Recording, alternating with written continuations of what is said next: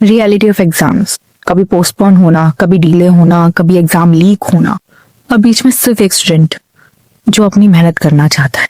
Hello everyone, welcome back to टेका diaries. तो आज मैं आप लोगों को रियलिटी एग्जाम्स की बात बताने वाली हूँ, जो हमें बचपन से बुक में नहीं सिखाया जाता। हमें हमेशा कहा जाता है कि पढ़ो लिखो और एग्जाम क्लियर करो, लाइफ सेट हो जाएगी, बट ऐसा कुछ नहीं है। आज का वीडियो थोड़ा सीरियस है।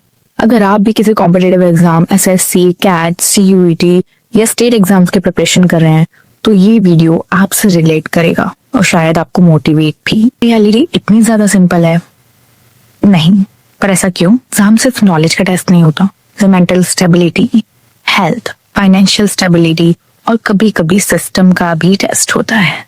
सबसे पहले हम बात करेंगे प्रेशर की। एग्जाम्स का प्रेशर, प्रिपरेशन का प्रेशर और फैमिली प्रेशर।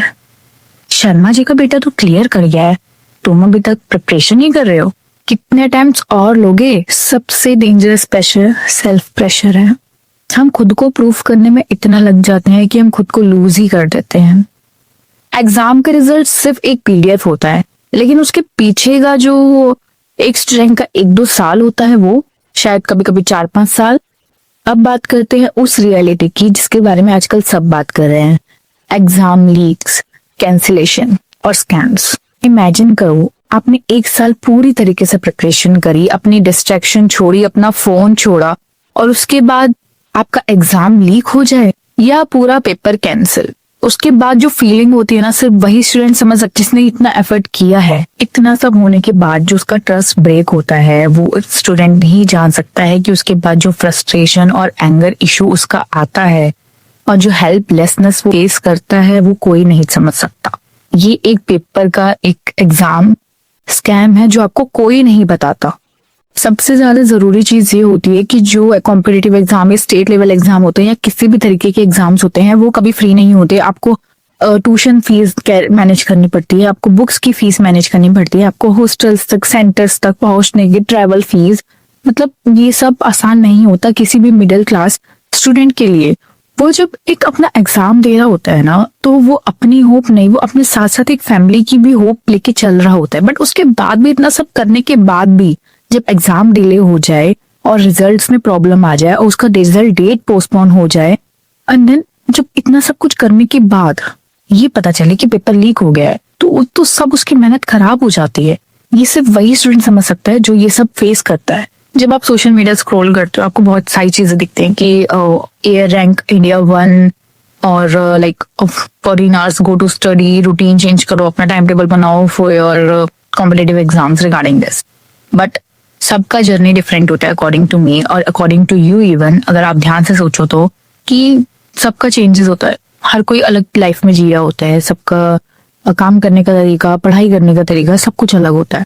कोई फर्स्ट अटेम्प्ट में क्लियर हो जाता है, किसी किसी को 5th अटेम्प्ट भी नहीं मिल पाता, बट कोई अटेम्प्ट क्लियर ना करने के बाद भी सक्सेसफुल हो जाता है। क्यों? क्योंकि आप लोग ये सोचते हो कि हमारा जो एग्जाम है वही हमारा एक पाथ है, बट नहीं, एग्जाम एक पाथ है बट एक ओनली पाथ नहीं है, इसको ये याद रखना। अब क्वेश्चन ये आता है कि जब इतना सब कुछ हमारी लाइफ में हो रहा है, हम इतने स्कैम्स फेस कर रहे हैं, हमारे सर पे इतना सारा प्रेशर है, हमारे सोशल मीडिया का प्रेशर, हमारी फैमिली का प्रेशर, खुद का प्रेशर, तो अब क्वेश्चन ये उठता है कि अब क्या किया जाए।